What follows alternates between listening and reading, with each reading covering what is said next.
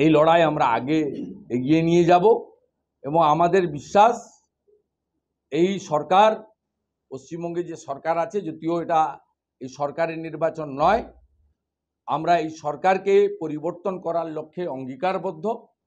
এতটুকু সময় নষ্ট না করে আমরা এই কাজ করব। এক্ষেত্রে আপনাদের কাছে আমরা দুটো বিষয় ধরতে চাই। এক হচ্ছে সিপিএম, কংগ্রেস বা আইএসএফ, যারা তথাকথিত দিল্লিতে ইন্ডিয়া জোট করেন, ইন্ডি জোট, আর এখানে তৃণমূলের বিরোধিতা করেন, তারা কার্যত বহু জায়গায় তৃণমূল বিরোধী ভোট কেটে তাদের সুবিধা পাইয়ে দিয়েছেন।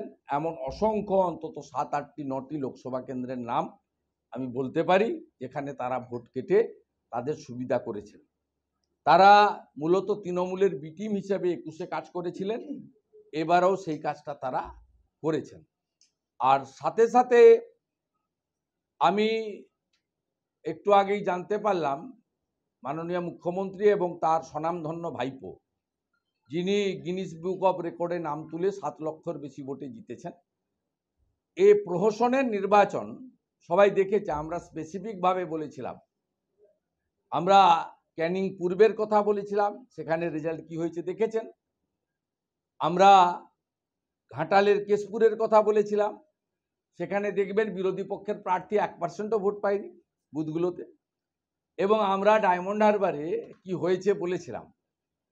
এই দম্ভ, উদ্ধত্ত, অহংকার এবং রিগিং সন্ত্রাস করে ক্ষণিকের শান্তি পাওয়া যায়, কিন্তু পার্মানেন্ট কোনো শান্তি পাওয়া যায় না।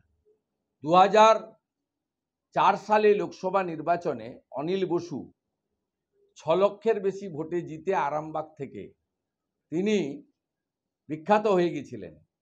2009 সালে কিন্তু তাকে খুঁজে পাওয়া যায়নি, জনগণ বিসর্জন দিয়েছিল।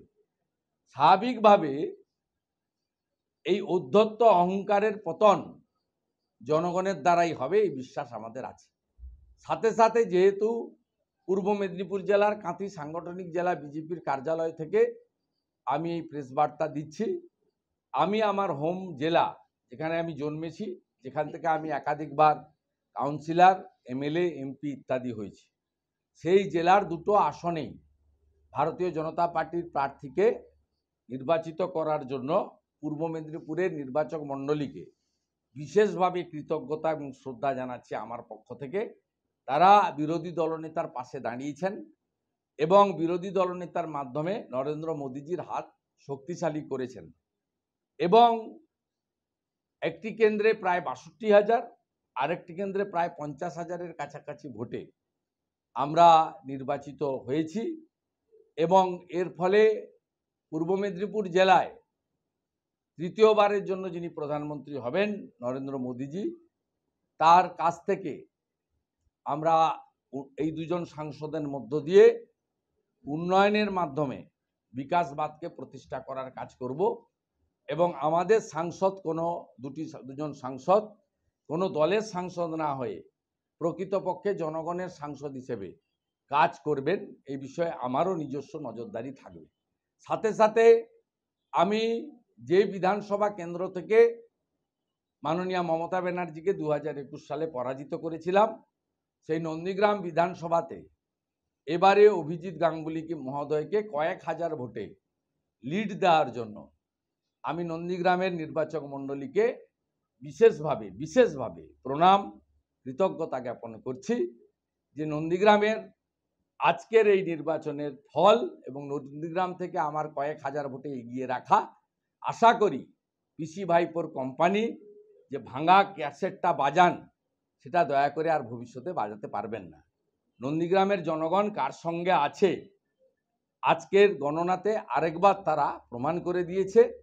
তারা তাদের